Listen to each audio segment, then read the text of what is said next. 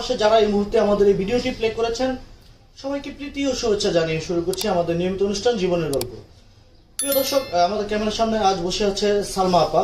আমরা সালমা আপার বাস্তব জীবনের গল্পটি এবং সত্য ঘটনায় তুলে ধরার চেষ্টা করব। দর্শক, ভিডিও জুড়ে আমাদের সঙ্গে থাকুন। আপা, আসসালামু আলাইকুম। ওয়ালাইকুম আসসালাম। আসসালামু আলাইকুম। জি, ওয়ালাইকুম আসসালাম ওয়া রাহমাতুল্লাহি ওয়া বারাকাতুহু। আপু কেমন আছেন? আলহামদুলিল্লাহ ভালো, আপনারা ভালো আছেন? জি, এই তো আলহামদুলিল্লাহ, আল্লাহর রহমতে ভালো আছি। তো আপু, আপনার এখন বর্তমান বয়স কত? আমার বর্তমান বয়স 26 26 বছর। মাসে 5 তারিখে 27 পড়বে। 26 শেষ হয়ে 27 পড়বে। আচ্ছা আচ্ছা।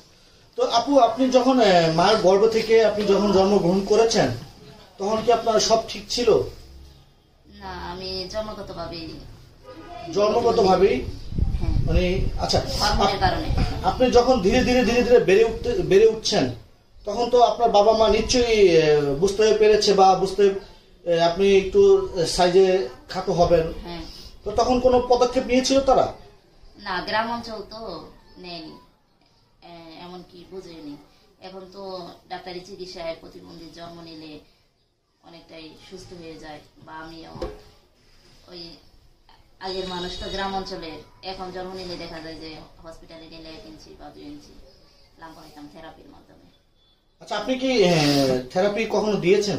না, দেননি। আচ্ছা, যখন আপনার ধীরে ধীরে আপনি বেড়ে উঠছেন তখন তো আপনার বিকাশ, মানসিক বিকাশও ধীরে ধীরে বৃদ্ধি পেয়েছে, তাই না? তখন আপনি কখন কি বুঝতে শিখেছেন? তখন আপনি কি বুঝতেন আপনি যে চাই যে একটু ছোট বা অন্য 8-10 জন মানুষের চেয়ে আপনি একটু আলাদা মানুষ? হ্যাঁ, বুঝতে পেরেছেন। তখন আপনার কষ্ট হয়নি? না। কেন কষ্ট হয়নি?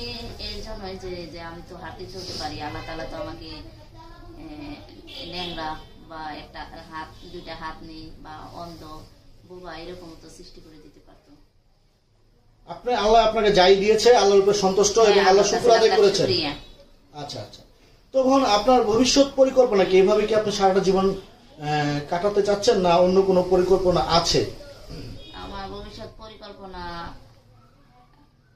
পড়ালেখা করি, চাকরি নিলেই হবে। আমি প্রতিবন্ধী নিয়ে কাজ করি, সমাজমূলক কাজ করি।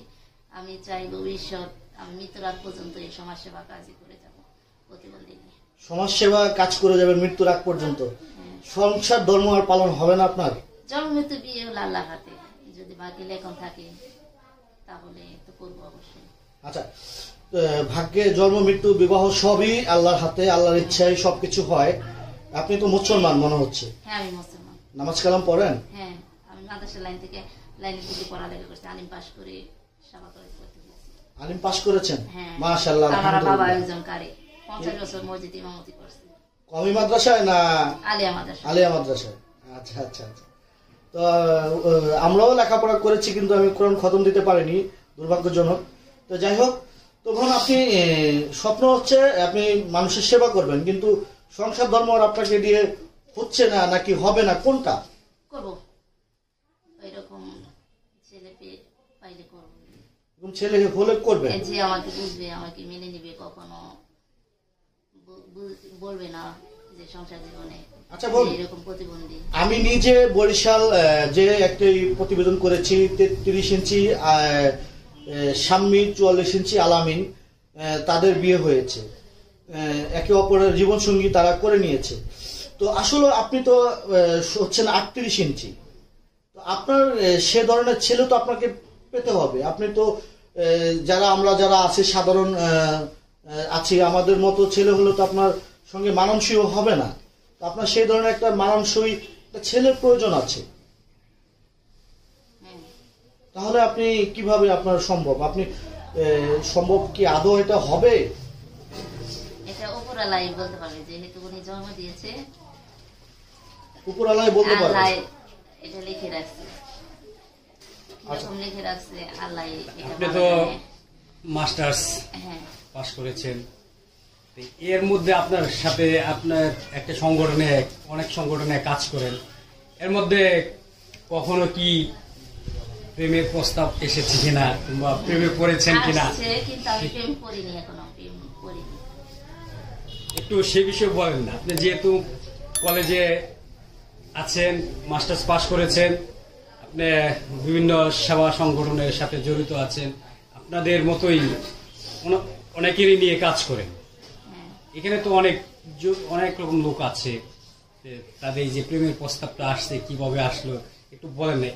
আসলে দেশের মানুষ আপনাদের এগুলা জানার খুব আগ্রহ থাকে, সে থেকেই আমরা আর কি আপনার এর আগে একটি ভিডিও করেছিলাম, সেখান থেকে প্রচুর দর্শক জানতে চেয়েছিল, দেশে কিংবা বিদেশ থেকে প্রবাস থেকে প্রচুর ফোন আসছিল। হ্যাঁ প্রেমের প্রস্তাব আসছে, কিন্তু আমি প্রেম করিনি, ওই প্রেমে আমি ডুব দিইনি। সেই প্রেমে কেন ডুব দিলেন? না দিইনি, এখনকার জামানাটা ভাই ইন্টারনেটের যুগ তো অন্যরকম, আমি চাই না যে শয়তানের ধোকায় পড়ি। প্রেমে পড়লেই যে শয়তানের ধোঁকা পড়তে হবে? হ্যাঁ এখনকার প্রেম মানে এই বিশৃঙ্খলা। আচ্ছা আপু, প্রেম মানে বিশৃঙ্খলা এটা তো ঠিক না। অ্যাকচুয়ালি লাইলি মজনু, শিরি ফরহাদ, সেই জামানা ভাই এখন সম্রাট আর নেই। শাহজাহান এবং মুমতাজের, লাইলির, মজনু, শাহজাহান, মমতাজের জামানা এখন আর নেই ভাই। তো তাদের জমানা থেকে তো প্রেমটা আসছে। হ্যাঁ প্রেমটা আসছে, কিন্তু হ্যাঁ, তাহলে প্রেম হচ্ছে এখনকার প্রেম পবিত্রতা হয় না, অপবিত্রতার পর্যায়ে চলে যায়। অ্যাকচুয়ালি প্রেম আর যে প্রেম এমন একটা জিনিস আর কি, ওই আমি চাই না যে আমার লাইফে কোনো দুঃখজনক কাজ আসুক, আমি সামনে যেভাবে আগাচ্ছি আমি ওইটা নিয়ে দুঃখ নিয়ে পিছনে পড়ে থাকি। ব্যাপারটা হচ্ছে বোন, প্রেম হচ্ছে পবিত্র, আমরা হচ্ছে অপবিত্র, আমরা এই প্রেমটাকে হ্যাঁ, অপবিত্র করে দিই। দেখা যায় যে আমি পবিত্র ভাবে করতে গেলেও আপনাদের পক্ষ থেকে অপবিত্র হতে পারে, আবার আপনি পবিত্র থাকলে আমার পক্ষ থেকে অপবিত্র হতে পারে। আচ্ছা, যদি এই প্রেম যে অপবিত্র হতো তাহলে লাইলি মজনু, শিরি ফরহাদ বাংলাদেশের না পৃথিবীর ইতিহাসে তারা কিন্তু বিরোধ সৃষ্টি করেছে, ওই তাই না? যুগে- পৃথিবীর ইতিহাসে। হ্যাঁ, আচ্ছা। ওই যুগ আর নাই, এখন নেই। আচ্ছা বোন, আমরা এখন অন্যদিকে চলে যাব। প্রিয় দর্শক, অনেকক্ষণ শুনেছিলাম প্রেম এবং বিয়ে শাদীর গল্প শুনছি, এবার আমরা অন্য গল্পতে চলে যাব। আচ্ছা বোন, আপনি শারীরিক প্রতিবন্ধী হিসেবে সরকার থেকে কোনো ধরনের আপনি প্রতিবন্ধী ভাতা বা কোনো ধরনের কোনো পান সহযোগিতা পেয়েছেন কিনা? আমি প্রতিবন্ধী হয়ে আমাদের মাননীয় প্রধানমন্ত্রী সরকার আসে যখন, তখন থেকে আমি অনেক প্রকার সহযোগিতা পেয়েছি। যেমন আমি পড়াশোনা করতেছি সাবা কলেজে, একদম ফ্রি, এই পর্যন্ত বিএ পাশও করেছি ফ্রি, সাবা কলেজ থেকে মাস্টার্সও করতেছি ফ্রি, বেতন টেতন নেয় না কোনো, শুধু ফ্রি পরীক্ষার ক্ষেত্রে, ফর্ম ফিল আপের ক্ষেত্রে। আর আমাদের মাননীয় প্রধানমন্ত্রী আমাদের সুবর্ণ নাগরিক কার্ড করে দিয়েছে, ওই কার্ড অনুযায়ী আমি প্রতি মাসে 750 টাকা ভাতা পাই।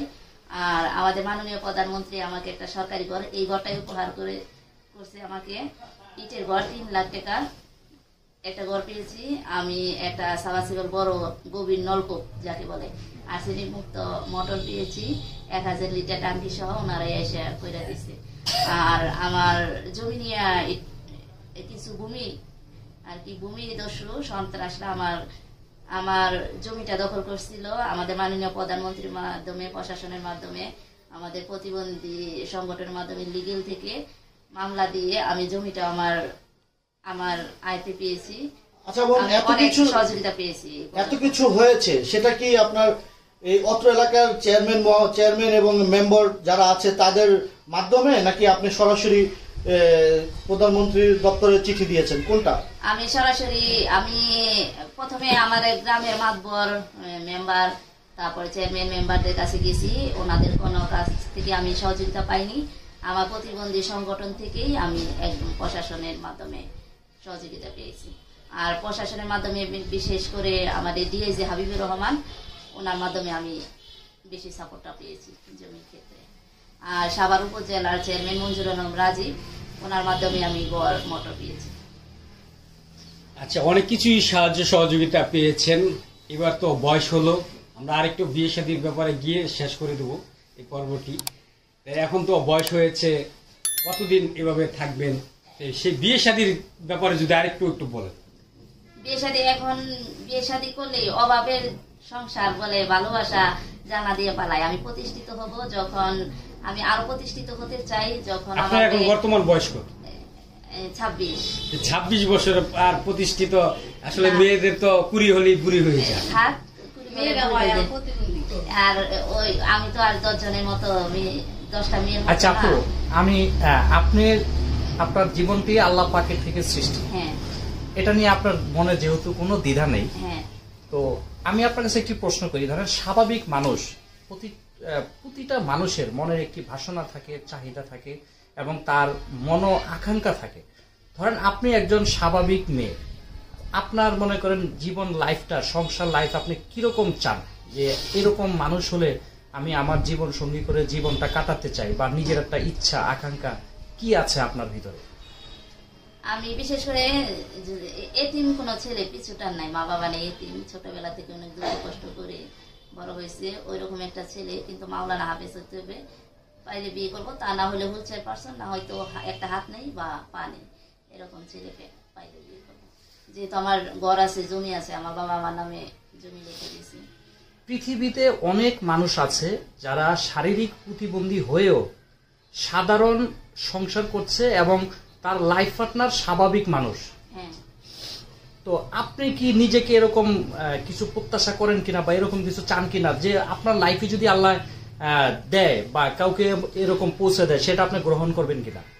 ওরকম থাকলে গ্রহণ করবো, কিন্তু দেখা যায় যে আমি একজন প্রতিবন্ধী, যে আমি যেরকম বললাম হুইলচেয়ার পারসন বা একটা হাত নেই পা নেই, ওরকম পাইলে বেশি গ্রহণ করবো। কেননা ওনারও একটা ব্যাড সাইড আছে, আমার একটা আছে, কারো মধ্যে কোনো দ্বন্দ্ব থাকবে না, ওই সংসার জীবনটা দেখা যায় যে সুন্দরভাবে চলবে।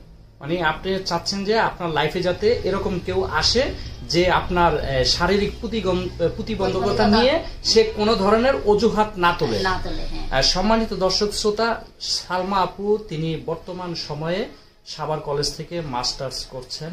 তো তিনি আসলে এই সময়ে একজন শারীরিক প্রতিবন্ধী হয়েও সমাজের বিভিন্ন প্রতিকূলতা অতিক্রম করে তিনি তার শিক্ষা জীবন এতটুকু এগিয়ে নিয়েছেন যে 10টা নারীর চেয়েও তিনি উত্তম। তো আমরা চাই তার ভবিষ্যৎ কামনা ভাষণা যেটি আপনারা শুনেছেন, তার মুখ থেকে তিনি তার লাইফের কিছু কথা আমাদের মাঝে শেয়ার করেছেন।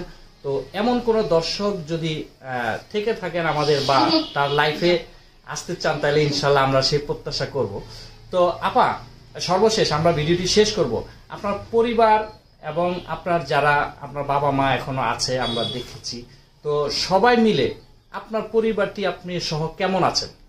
আমার পরিবার নিয়ে আলহামদুলিল্লাহ আমি অনেক ভালো আছি, এবং আমাকে নিয়ে আমার পরিবার অনেক ভালো আছে। আমরা এই ভিডিওটি শেষ করব। আমাদের যারা দর্শক আছে ভিডিওটি দেখছে তাদের উদ্দেশ্যে আপনার মুখ থেকে কিছু শুনতে চাই। আমাদের যারা দর্শক আছে ভিডিওটি দেখছে তাদের উদ্দেশ্যে আপনার কিছু কথা। সবাইকে ধন্যবাদ। আর বিশেষ করে দর্শকদের বলছি, সবাই অনেকেই এখন দেখা যায় যে ঘরে ঘরে প্রতিবন্ধী হয়। আমি চাই যাতে লজ্জিত না হয়ে ঘরে ওনাকে বন্দি করে না রেখে 4 দেয়ালের মাঝে ঘর থেকে বের করুক। আমাদের মাননীয় প্রধানমন্ত্রী যে সুবর্ণ নাগরিক কার্ডটি করে দিয়েছে আমাদের সমাজসেবা অফিস থেকে, সবার ইউনিয়ন পর্যায়ে যায় সমাজসেবা অফিস থেকে এই কার্ডটা করুক, আর সবাইকে পড়াশোনা করুক, আমার মতে প্রতিষ্ঠিত যাতে প্রত্যেকটা প্রতিবন্ধী ভাই বোন হতে পারে, এটাই আমি দর্শকের কাছে কামনা করছি। আপা, আপনাকে অসংখ্য ধন্যবাদ। সাংবাদিক ভাইদেরকে ধন্যবাদ আমাদেরকে সময় দেওয়ার জন্য। সম্মানিত দর্শক শ্রোতা, এই আপুর কথাটি আপনারা শুনেছেন। প্রতিবন্ধী কোনো সমাজের প্রতিবন্ধকতা নয়, আমাদের সমাজের যে দৃষ্টিভঙ্গি আছে সেটি পাল্টাতে হবে। আপনার সন্তানকে আপনার সমাজে বেড়ে ওঠার জন্য আপনাকে এগিয়ে আসতে হবে, এবং আপনার নিজেরই দায়িত্ব আপনার সন্তানকে সমাজের সাথে পরিচয় করিয়ে দেওয়া। এই প্রত্যাশাটি আজকের ভিডিওর মাধ্যমে আমরা রেখে ভিডিওটি এখানে শেষ করছি। ভালো থাকুন, সুস্থ থাকুন, এবং বরাবরের মতো আপা আপনাকে অসংখ্য ধন্যবাদ, আমাদের দর্শকদেরকে অসংখ্য ধন্যবাদ। আল্লাহ।